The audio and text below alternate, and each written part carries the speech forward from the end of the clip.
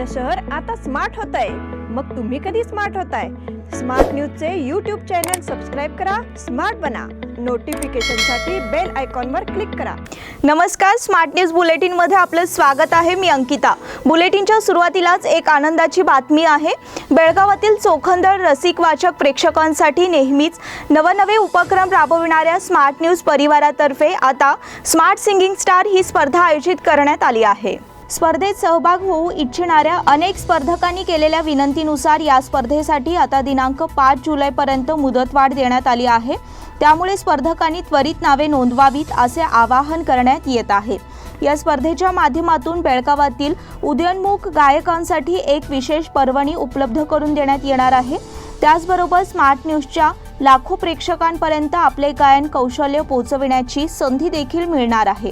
गायकांना एक खुले व्यासपीठ उपलब्ध करून देणाऱ्या या उपक्रमांमध्ये सहभागी होण्याचे आवाहन करण्यात येत आहे। आता एक नजर आजच्या ठळक घडामोडींवर। देशाला आता कोरोनाच्या नंतर डेल्टा प्लस विषाणूचा धोका।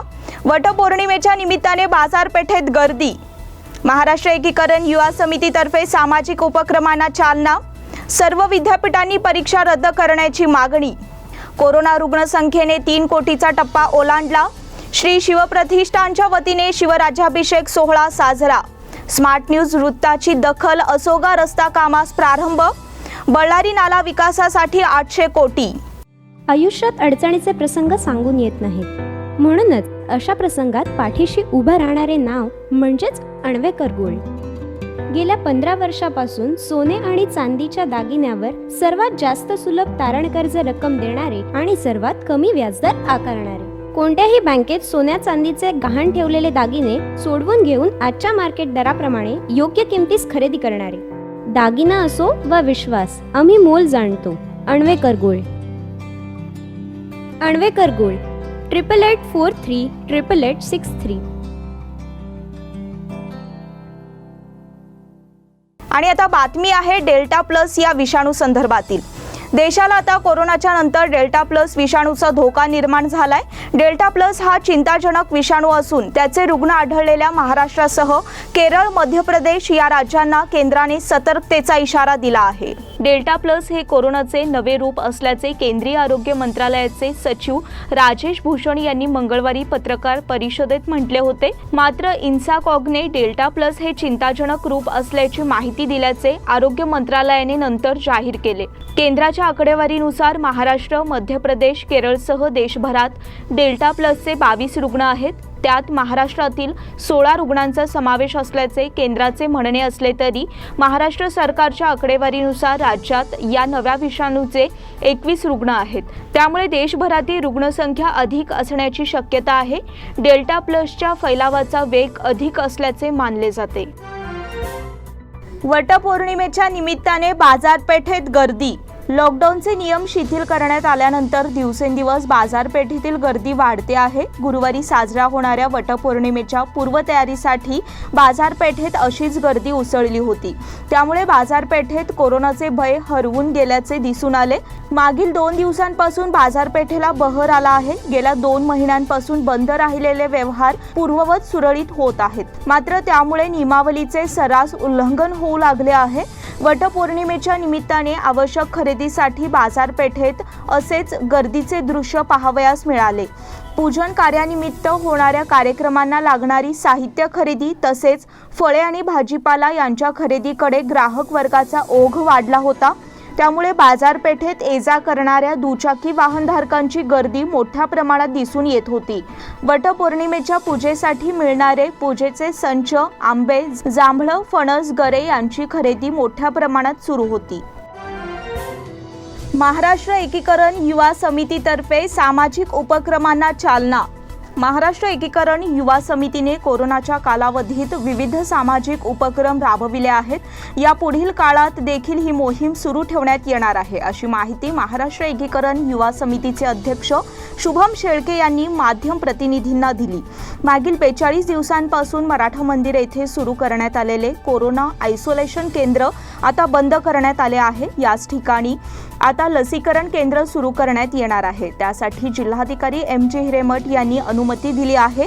या पुढील काळात विविध प्रकारे सामाजिक कार्य करण्याचा मानस आहे. नजीकच्या काळात 21,000 रोपे लावून व्यापक वृक्षारोपण करण्यात येईल अशी माहिती त्यांनी दिली. यावेळी मदन बामणे, सचिन केळवेकर, मनोहर हुंदरे, सूरज गवळी यांच्यासह इतर कार्यकर्ते उपस्थित होते. सर्व विद्यापीठांनी परीक्षा रद्द करण्याची मागणी. कोरोनामुळे सध्या विद्यार्थ्यांचे शैक्षणिक वर्ष विस्कळीत झाले आहे. त्यामुळे सर्व विद्यापीठांनी परीक्षांचे आयोजन करण्याचा प्रयोग थांबवावा आणि परीक्षा रद्द कराव्यात अशी मागणी Akhil Bharatiya democratic student organisation या संघटनेने केली आहे.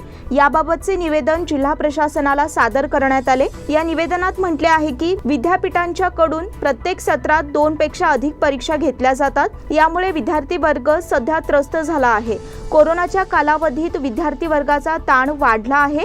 त्यामुळे एकाच महिन्यात 2 परीक्षा घेण्याचा प्रयोग थांबवावा. पदवी, डिप्लोमा, अभियांत्रिकी परीक्षा घेण्याची पद्धत बदलावी अशा मागण्या करण्यात आल्या आहेत. संघटनेचे राज्याध्यक्ष KS अश्विन, सचिव अजय कामत यांच्या सह्यांचे हे निवेदन देण्यात आले. कोरोना रुग्ण संख्येने 3 कोटीचा टप्पा ओलांडला. कोरोनाच्या दुसऱ्या लाटेचा प्रभाव ओसरत असताना भारतात आता तिसऱ्या लाटेची भीती व्यक्त करण्यात येत आहे. अशात देशातील कोरोना रुग्ण संख्येने आता 3 कोटींचा टप्पा ओलांडलाय. यामध्ये 3,90,000पेक्षा जास्त लोकांचा मृत्यू झाला आहे. गेल्या 24 तासात 50,848 नव्या कोरोना बाधितांची नोंद झाली आहे. तर 1,358 जणांना कोरोनामुळे प्राण गमवावे लागले आहेत. आरोग्य मंत्रालयाने दिलेल्या माहितीनुसार गेल्या 24 तासात 50,848 नवे कोरोना बाधित आढळून आले आहेत. तसेच सलग 41 दिवस नव्या रुग्णांपेक्षा बरे होणाऱ्यांची संख्या जास्त आहे. देशात आतापर्यंत 3,28,709 जणांना कोरोनाची लागण झाली आहे. तर आतापर्यंत 2,89,94,855 जणांनी कोरोनावर मात केली आहे. श्री शिवप्रतिष्ठानच्या वतीने शिवराज्याभिषेक सोहळा साजरा. छत्रपती श्री शिवाजी महाराज उद्यान येथे बुधवारी तिथीनुसार शिवराज्याभिषेक सोहळा साजरा करण्यात आला. दरम्यान शिवराज्याभिषेक सोहळ्याच्या निमित्ताने कोरोना योद्धा सामाजिक कार्यकर्ते शंकर पाटील यांचा सत्कार करण्यात आला. प्रारंभी प्रेरणा मंत्राने सुरुवात करून शिवमूर्तीला दुग्धाभिषेक घालून मंत्रोच्चाराने विधिवत पूजन जिल्हाप्रमुख किरण गावडे यांच्या हस्ते करण्यात आले. तसेच शिवरायांची आरती म्हणण्यात आली. हिंदू तिथीनुसारच शिवराज्याभिषेक सोहळा करण्याचे आवाहन किरण गावडे यांनी केले. शेवटी ध्येय मंत्राने कार्यक्रमाची सांगता करण्यात आली. यावेळी विश्वनाथ पाटील, अजित जाधव, अनंत चौगुले, किरण बडवान्नचे, चंदू चौगुले, भास्कर पाटील, अंकुश केसरकर, प्रमोद चौगुले, अतुल केसरकर, गजानन निलजकर, प्रमोद चौगुले, अभिजित अस्टेकर, गजानन पाटील, अमोल केसरकर आणि इतर कार्यकर्ते उपस्थित होते. स्मार्ट न्यूज वृत्ताची दखल. असोगा रस्ता कामास प्रारंभ. असोगा रस्त्याची दुर्दशा या मथळ्याखाली स्मार्ट न्यूजमधून बातमी येताच संबंधित खात्याच्या अधिकाऱ्यांनी याची दखल घेत असोगा रस्त्यावर खडी पसरवून रस्त्याचे काम हाती घेतले. त्यामुळेच या भागातील नागरिकांना, वाहनधारकांना ये-जा करण्यास सोयीचे झाले आहे. नुकसान झालेल्या मुसळधार पावसात तसेच रेल्वे दुपदरीकरण करण्याच्या कामात रस्त्यावर चिखलाचे साम्राज्य पसरले होते. यातून वाट काढणे वाहनधारकांना कठीण झाले होते. या भागातील सामाजिक कार्यकर्ते ॲडव्होकेट चेतन मणेरीकर यांनी या रस्त्याबाबत कायमच वाचा फोडून तालुका प्रशासनासह संबंधित कंत्राटदाराला जाब विचारत जागरूकता निर्माण केली. त्यामुळे असोगा रस्त्यावर खडी पसरवून रस्त्याचे काम हाती घेऊन प्रवाशांना दिलासा दिला. बळ्ळारी नाला विकासासाठी 800 कोटी. गेल्या अनेक वर्षांपासून शेतकऱ्यांसाठी डोकेदुखी ठरत असलेल्या बळ्ळारी नाल्याच्या विकासासाठी 800 कोटी रुपयांचा निधी उपलब्ध करून देण्यात येणार आहे. त्यासाठी विकास आराखडा बनविला जात आहे. नाल्याची समस्या कायमस्वरूपी सुटावी यासाठी प्रयत्न केले जातील अशी माहिती पालकमंत्री गोविंद कारजोळ यांनी दिली. पालकमंत्री कारजोळ यांनी मंगळवार दिनांक 22 रोजी विविध खात्यांच्या अधिकाऱ्यांची बैठक घेतली. त्यावेळी ते बोलत होते. 4 दिवसांपूर्वी झालेल्या पावसामुळे बळ्ळारी नाल्याचे पाणी वडगाव, शहापूर, जुने बेळगाव, धामणे, हलका, बसवनकुर्ची आदी भागातील शिवारात तुंबल्याने शेतकऱ्यांचे मोठे नुकसान झाले आहे. याबाबत बैठकीत चर्चा करण्यात आली। यावर बोलताना पालकमंत्र्यांनी बळ्ळारी नाल्याची समस्या कायमस्वरूपी सोडविण्यासाठी 800 कोटी रुपयांच्या अनुदानातून विकास कामे हाती घेण्यात येतील, तसेच यासाठी येणाऱ्या अर्थसंकल्पात अनुदानाची तरतूद करण्यात येईल अशी माहिती दिली। या बुलेटिनमध्ये वेळ झाली छोट्याशा विश्रांतीची। तुम्ही पाहत राहा smart news Marathi. Poddar Brothers Jewelers. A perfect blend of traditional and modern jewelry in North Karnataka, Goa and southern Maharashtra, serving since 5 generations.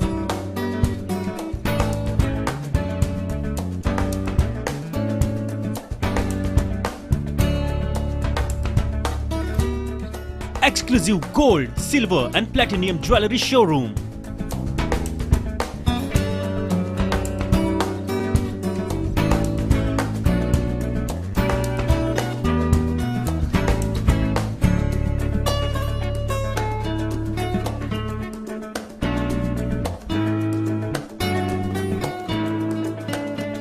Poddar Brothers, Poddar Sons and Grandsons. Khade Bazar, Belgaum. Call is on 0831 240 or 51 or 52 or 53. Visit us at www.poddarjewelers.com.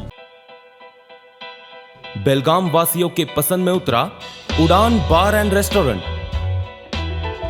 Social distancing का ख्याल रखते हुए हमारा staff देता है बेहतरीन service का विश्वास। यहां है पार्टी और फंक्शन के लिए 3 आलीशान हॉल, कारपोरेट डिनर मीटिंग के लिए 3 अलग कक्ष, आईपीएल मैच देखने के लिए 3 बड़े स्क्रीन की विशेष सुविधा। इसके साथ ही साफ सुथरा किचन, जहां हमारा वेल क्वालिफाइड स्टाफ देता है क्वालिटी और हाइजीनिक फूड की गारंटी।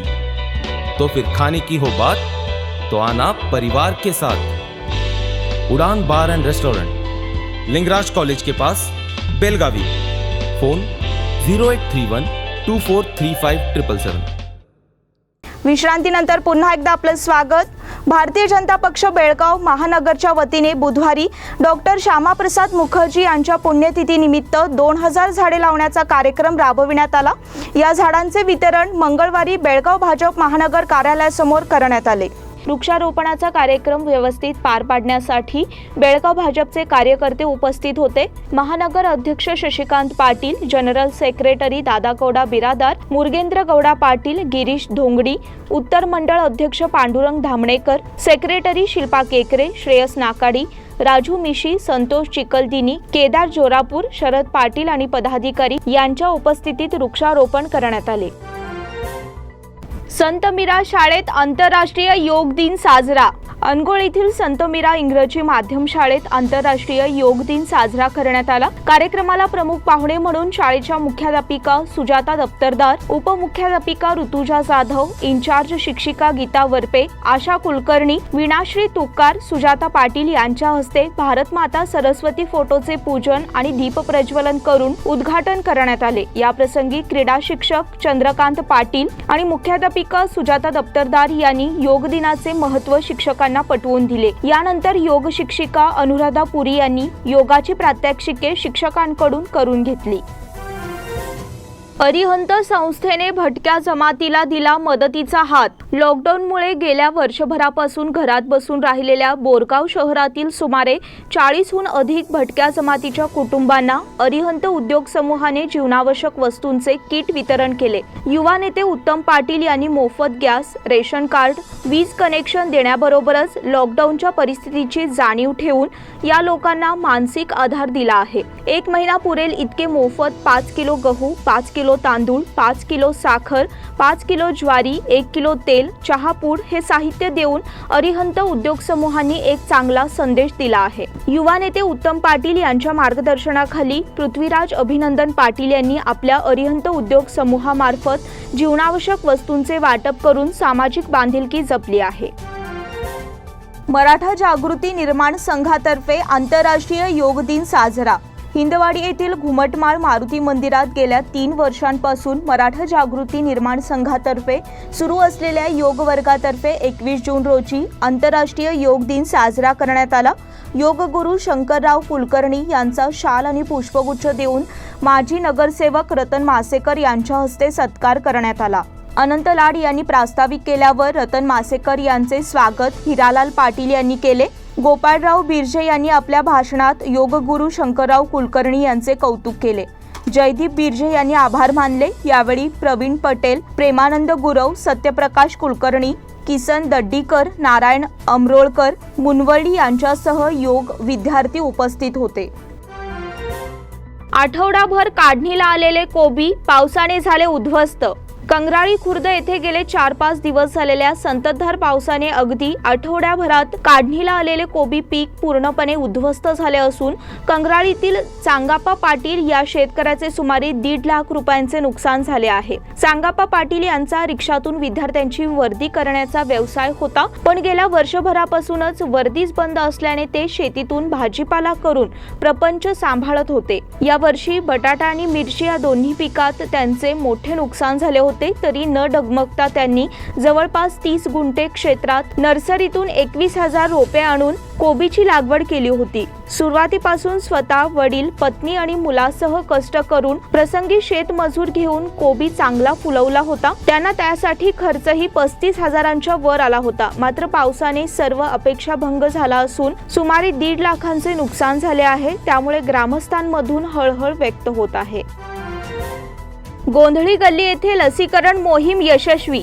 उत्तर विभागाचे आमदार अनिल बेनके आणि जिल्हा प्रशासनातर्फे गोंधळी गल्ली येथील वेताळ देवस्थानाच्या सभागृहामध्ये 225 नागरिकांचे लसीकरण करण्यात आले।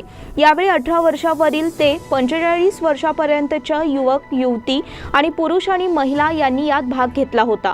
यावेळी उत्तर विभागाचे आमदार अनिल बेनके यांनी या लसीकरण केंद्राला भेट देऊन समाधान व्यक्त केले। गोंधळी गल्लीतील नागरिकांनी आपल्या आरोग्याची योग्य ती काळजी घ्यावी असे त्यांनी आवाहन केले। हे लसीकरण यशस्वी होण्यासाठी सौरभ सावंत, पराग शिंदे, सुमित सांगूकर, साईल मिलगे, तुषार सांगूकर, विवेक महान शेट्टी यांनी योगदान दिले। जी चिटणीसच्या मुख्याध्यापिका डॉक्टर नवीना शट्टीगार यांची निवड। टिळकवाडी येथील जी चिटणीस इंग्रजी माध्यमिक हायस्कूलच्या मुख्याध्यापिका डॉक्टर नवीना शट्टीगार यांची कर्नाटक राज्य मानवी हक्क आणि परिसर संरक्षण कमिटीच्या उत्तर कर्नाटक विभाग महिला घटक अध्यक्ष म्हणून निवड करण्यात आली। या विभागाचे प्रमुख UN मुनिराजप्पा यांनी नियुक्ती केली असून ज्ञानदीप एज्युकेशन ट्रस्ट, शिक्षक वर्ग, आंतरराष्ट्रीय अलायन्स क्लब आणि इतर संघटनांनी त्यांचे अभिनंदन केले आहे। विद्यार्थ्यांना मोफत टॅबलेटचे वितरण। शिक्षण खात्याच्या माध्यमातून विद्यार्थ्यांना टॅबलेटचे वितरण करण्याची योजना आखण्यात आली आहे। त्याचा कार्यारंभ बुधवारी सकाळी पालकमंत्री गोविंद कारजोळ यांच्या उपस्थितीत करण्यात आला। विद्यार्थ्यांना ऑनलाईन अभ्यासक्रम शिकवण्यासाठी सोयीचे व्हावे याकरिता ही सुविधा देण्यात आली आहे। याचा योग्य लाभ घ्यावा असे त्यांनी सांगितले। राज्यातील 430 आणि जिल्ह्यातील 22 कॉलेजमध्ये याचे वितरण होणार आहे।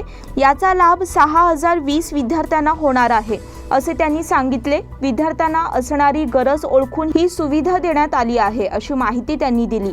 या वितरण प्रसंगी आमदार अनिल बेनके, जिल्हाधिकारी MJ हिरेमठ, जिल्हा पंचायतचे मुख्य कार्यकारी अधिकारी HV दर्शन, अप्पर जिल्हाधिकारी अशोक दुनगुंटी आणि इतर मान्यवर उपस्थित होते। दक्षिण आफ्रिकेचे निर्भळ यश, केशव महाराज। केशव महाराजने साकारलेल्या हॅट्रिकच्या बळावर दक्षिण आफ्रिकेने दुसऱ्या कसोटी सामन्यात वेस्ट इंडिजवर 158 धावांनी दणदणीत विजय मिळविला। याचप्रमाणे 2 कसोटी सामन्यांच्या मालिकेत 2-0 असे निर्भळ यश मिळविले। सामन्याच्या चौथ्या दिवशी उपहाराआधीच्या दुसऱ्या षटकात महाराजने करीना पॉवेल, जेम्स होल्डर आणि जोशुआ डासिल्व्हा यांना बाद करून हॅट्रिक साकारली। कसोटी क्रिकेटमध्ये हॅट्रिक साकारणारा महाराज हा दक्षिण आफ्रिकेचा दुसरा गोलंदाज ठरला आहे। याआधी 1960 मध्ये जेफ ग्रिफिनने इंग्लंड विरुद्ध हॅट्रिक साकारली होती। भारताबाबत कोणताही भेदभाव नाही, क्रीडा मंत्री किरेन रिजिजू यांची ग्वाही। जपानला जाणाऱ्या भारताच्या ऑलिम्पिक पथकासाठी कोरोनाच्या पार्श्वभूमीवर लागू करण्यात आलेल्या कडक निर्बंधांमध्ये कोणताही भेदभाव करण्यात आलेला नाही, असे मत केंद्रीय क्रीडा मंत्री किरेन रिजिजू यांनी व्यक्त केले. याबाबत औपचारिक तक्रार दाखल करण्यात आली असून लवकरच समस्येकडे लक्ष दिले जाईल, असे रिजिजू यांनी सांगितले. कोरोनाची साथ अद्याप काही देशांमध्ये तीव्र स्वरूपात असल्यामुळे 23 जुलैपासून सुरू होणाऱ्या टोकियो ऑलिम्पिकसाठी भारतासह 11 देशांच्या पथकांसाठी कडक नियमावली लागू करण्यात आली आहे. भारतीय क्रीडापटू आणि अधिकाऱ्यांना जपानला जाण्यापूर्वी दररोज 7 दिवस कोरोना चाचणी आवश्यक आहे. त्यानंतर टोकियोला पोहोचल्यानंतरही पुढील 3 दिवस अन्य कोणत्याही देशाच्या खेळाडूंच्या संपर्कात न येणे अशा नियमांचा यात समावेश आहे. या धोरणांबाबत भारतीय ऑलिम्पिक संघटनेने नाराजी दर्शवली आहे. क्रोएशियाचा स्कॉटलंडवर 3-1 ने विजय तर इंग्लंडची चेक रिपब्लिकवर मात. क्रोएशियाने स्कॉटलंडला 3-1 ने हरवत बाद फेरीतील स्थान निश्चित केले आहे. ड गटामध्ये क्रोएशिया दुसऱ्या स्थानावर असून त्यांचा पुढील सामना ई गटात रनरअपने होईल. लुका मॉड्रिक हा क्रोएशियाकडून सर्वात कमी आणि सर्वात जास्त वयात गोल करणारा पहिला खेळाडू ठरला. त्याने त्याच्या कारकिर्दीत पहिला गोल 22 वर्षांचा असताना केला होता. आता तो 35 वर्षांचा आहे. दरम्यान 35 वर्षीय लुका मॉड्रिकने स्कॉटलंड विरुद्ध गोल केला आहे. अर्जेंटिना उपांत्यपूर्व फेरीत. अलेजांड्रो गोमेझने केलेल्या एकमेव गोलाच्या बळावर अर्जेंटिनाने पॅराग्वेवर 1-0 अशी मात केली आणि कोपा अमेरिका फुटबॉल स्पर्धेच्या उपांत्यपूर्व फेरीत प्रवेश करण्याचा सर्वप्रथम मान मिळविला. इस्टाडिओ नॅशनल दी ब्राझिलिया स्टेडियमवर झालेल्या अ गटातील सामन्यात गोमेझने 10व्या मिनिटाला गोल नोंदविला. लिओनेल मेसीच्या नेतृत्वाखालील अर्जेंटिनाच्या खात्यात 3 सामन्यात 7 गुण जमा असून ते गटात अग्रस्थानी आहेत. 21 जून रोजी होणाऱ्या अखेरच्या साखळी सामन्यात अर्जेंटिनाची बोलिव्हियाशी गाठ पडणार आहे. या लढतीत मेसी अर्जेंटिनासाठी सर्वाधिक 148 सामने खेळणारा खेळाडू ठरेल. धडाकेबाज विजयासह बाद फेरीत प्रवेश. रशियाचे आव्हान संपुष्टात. युरो चषक फुटबॉल स्पर्धेत सोमवारी मध्यरात्री झालेल्या ब गटातील दोन्ही लढतींकडे एकाच वेळी नजर ठेवताना चाहत्यांना तारेवरची कसरत करावी लागली.